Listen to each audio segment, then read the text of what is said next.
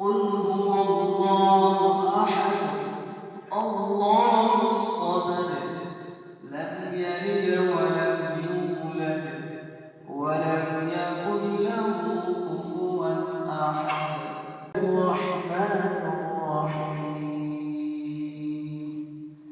قل أعوذ برب الناس ملك الناس إله الناس من شر الوسواس الخناس الذي يوسوس في صدور الناس من الجنة والناس صدق الله العظيم.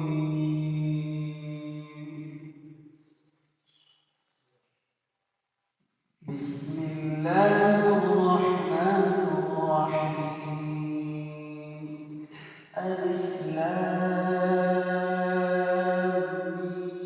ميم ذلك الكتاب لا ريب فيه هدى للمتقين الذين يؤمنون بالغيب ويقيمون الصلاة ومما رزقناهم ينفقون صدق الله العظيم. আল্লাহ তাআলার কাছে শুকরিয়া যে আপনাদের প্রাণপ্রিয় প্রতিষ্ঠান মাহমুদপুর দারুল কওমি মাদ্রাসা আপনাদের সার্বিক সহযোগিতায় এই প্রতিষ্ঠান আপনাদের ফসল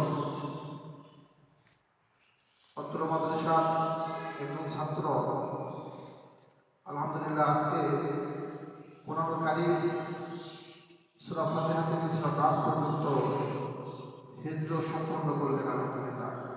আজকে হিফজ শেষ করলেন আলহামদুলিল্লাহ। এই ছাত্রকে আগামী 7 জানুয়ারি আগামী বুধবার দিন ইনশাআল্লাহ তাআলা সম্মানী পাখি প্রদান করা হবে। এর সঙ্গে আরো ছাত্র আছে। তো আলহামদুলিল্লাহ এটা আপনাদের সার্বিক সহযোগিতার ফসল।